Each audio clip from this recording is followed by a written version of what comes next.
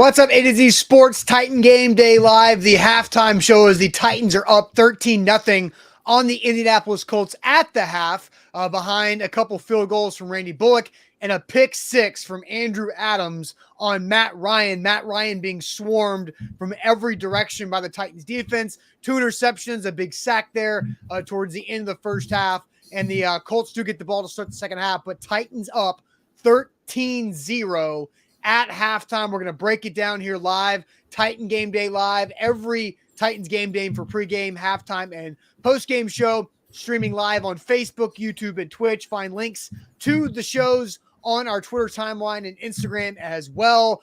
Zach, I think our sponsors real quick before we dive into everything that happened in the first half and get what we think the Titans can do in the second half and if they'll win the game. But all of our Titan Game Day shows are presented by the NoDat app. Makes it easy to connect with you and local businesses and events that matter to you so you never have that FOMO feeling. Download the NoDat app today. Mr. Good Roof, your locally owned roofing, gutters, and window specialist. Buddy Allen Carpet One, free in-home measures and estimates at BuddyAllenCarpet1Nashville.com. The Crumble Cookies app, it's always good to have Crumble Cookies. And BetMGM, the Titans are covering the -2.5 right now.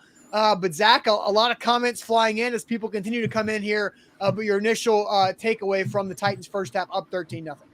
Well, this is exactly how the Titans like to play football, is run the football with Derrick Henry, and they've done that. Minimize Ryan Tannehill throwing the football. They've done that. And play really good defense, opportunistic defense. And as you said, to kind of open this halftime show is they're getting after Matt Ryan, and Matt Ryan is making mistakes. The 2 interceptions were forced.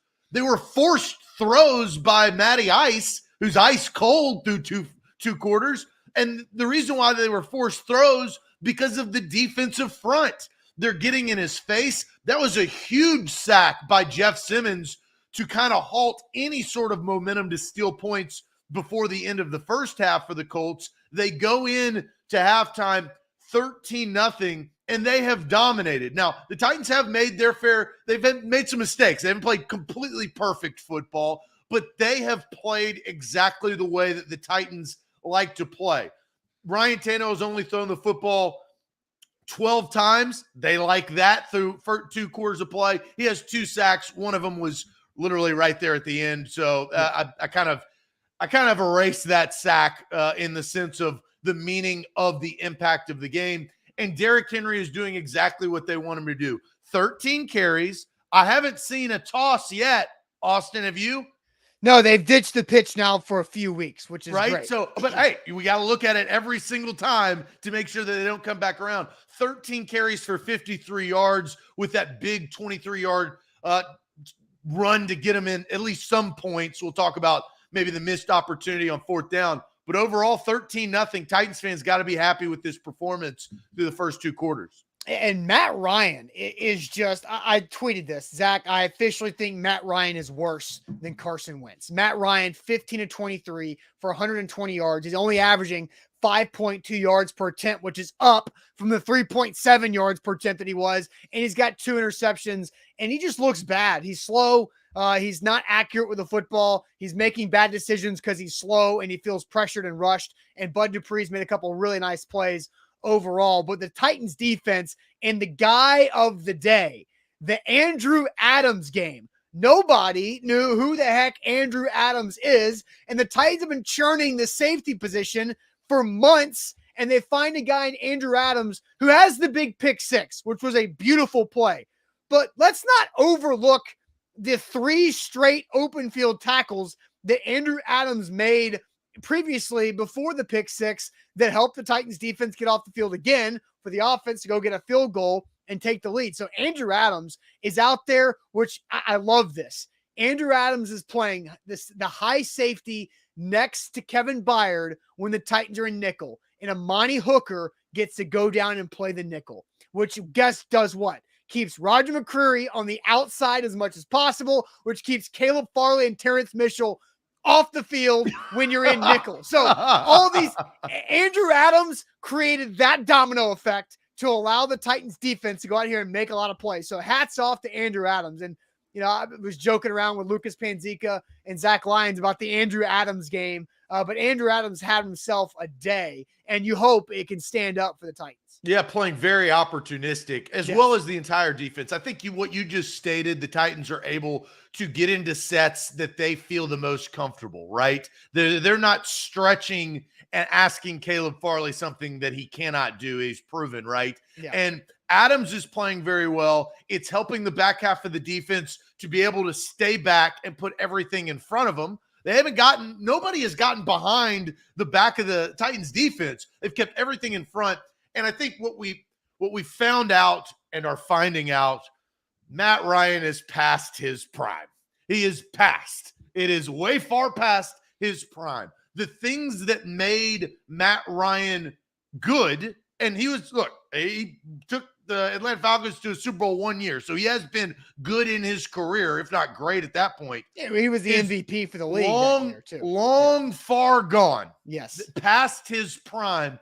And if you but Austin, we knew this. You rattle Matt Ryan's cage, he's gonna throw interceptions and make mistakes. And Jeff Simmons, Danico Autry, Bud Dupree, and this entire defensive front have done that every single series. I mean, every single time that the Colts have had the ball, they have rattled Matt Ryan's cage, and they're taking advantage as they're up 13-0 through 2 quarters. Now, look, they still got a second half to play. That's exactly where I was going to get to, because, guys, this game eerily reminds me of week 1. Titans hosting the Giants. Titans defense all over Daniel Jones and Saquon Barkley in the first half, and up 13-0 at halftime and having to kick a couple field goals in the red zone when they couldn't punch it in. So, again, the Titans offense has allowed the Colts to hang around because they couldn't finish in the red zone. So it does remind me of that week 1 loss to the Giants, and the Colts get the ball to start the second half. 13-0 is not some inconceivable lead that the Colts can't overcome. The Titans offense has to be better. So we talked for the first 6 minutes plus about the defense, Andrew Adams and everybody else making plays on Matt Ryan.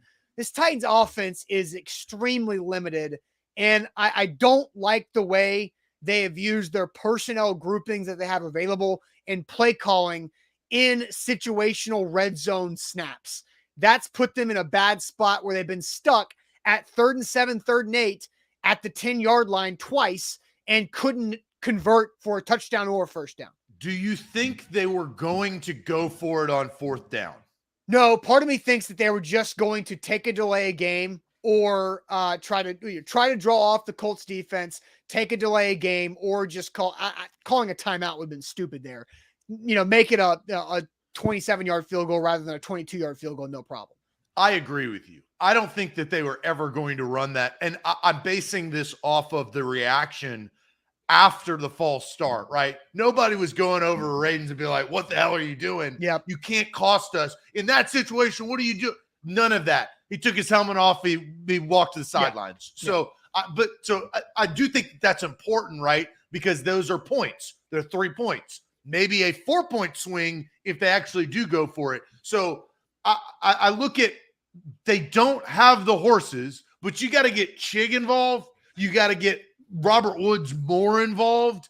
I look for them to do more screen passes in the second half. That's been a part of, and it hasn't traditionally been a part of the Titans offense, I don't feel like, as much as it has this year. I look for more screens in the second half. Well, they did a screen attempt on the opening drive and it got shoved right back in their face. And then they did it again later, and Derrick Henry ran away from somebody, and gained 9. So, I don't know, like, how many times can you go back to the screen before they you're going to have to manufacture some offense. Yeah.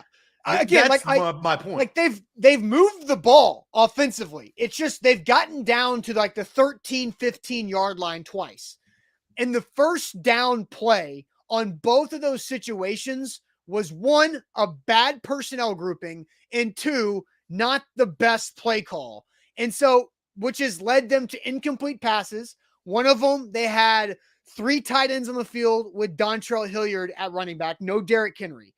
if you're going to have 3 tight ends on the field, Derrick Henry needs to be on the field. I don't care if you're passing, if you're running, you need to have the threat of Henry on the field with 3 tight ends. And they threw the quick out to Dontrell Hilliard, and they were all over it. The Colts were. Then the second time, they threw the corner out route to Jeff Swaim, who is just not athletic enough to make that play. And like, he doesn't need to be on the field in that situation. Or run the ball on They don't have anybody else. Because both of those incomplete passes with personnel groupings and play call combos that I didn't necessarily like led to 2nd and 10 run plays that gained 2 or 3 yards that set up 3rd and 7 from the 10. 3rd and 7 from the 10-yard line is a terrible spot to be in because you don't have a lot of room to get the first down or a touchdown. You take away your best asset. No, it's as simple as that. Yes. And I tweeted this out. 3rd and longs, the Titans don't do well in, and they never have. Now, especially if you put the back of the end zone is against you in this point because you're condensing everything. Yeah, and you want to condense the first down marker. Yes. You're trying to condense to get into 2nd or 3rd and 2. So Derrick Henry, you can now either run some play action and do what won them the Colts game earlier and pull your tight end like Chig down the line of scrimmage and have Tannehill decide if he's going to run or pass. The options are endless, but there are no options on 3rd and 8, 3rd and 9, 3rd and 10, 3rd and 12. No, run the ball on that first down at the 13-yard line, and then you got something to work with after that. A to Z Sports here live on our Titans halftime show. Don't forget, download the Know Dat app when you can, so you know that how to get around whatever city you're in, Nashville or whatever city you might be traveling in. Deals galore on the Know Dat app. So download it. The link is right there in the video. Real quick, what's your confidence level in the Titans winning this game? 1 through 10, 10 being high, 1 being 0. Zach, I'll let you go to the comment section real quick. What is your confidence level in the Titans winning this game? Well, I'm going to let them comment first. Yeah. So I'm going to answer mine. I'm at a 6.5. Okay. We both predicted 24-21 field goal type game, right? I still think that could be a reality. I'm at a 6.5. Until the Titans prove that they can be a second half football team and score in the fourth quarter, my confidence meter, and this is what we're asking, cannot be high. So 6.5, they're up 13 points. That's good, but I am not at a 7. I'm not at an 8. I'm not at a 9. I'm sure it's all not at a 10. I'm going to read off some before we get to yours. 5.25 from Robert. Timothy says 5. James says 5.5. Shane with 7. Orlando 6. Jill Morris says 5. Mark says 7. Mark Jones, a different Mark, says 10. Daddy says 5.6. Samantha goes 7. SCP with a 6. Stephen King with a 4.4. So all kind of over the place, but right around, I feel like my range. Justin says 5. Brad says 6. David says 6. That's kind of where the chat's at. Yeah, you're at a 6.5. I'm at a 5.5. This is, I am viewing this game as 6-0. Right? Like the pick 6 is an absolute bonus and it counts, but I'm viewing this as 6-0. A touchdown here by the Colts changes things drastically if it happens. Randy Bullock set the kickoff to start the second half. We'll see you here on the post-game show here in about an hour and a half. Thanks for watching. Enjoy the second half.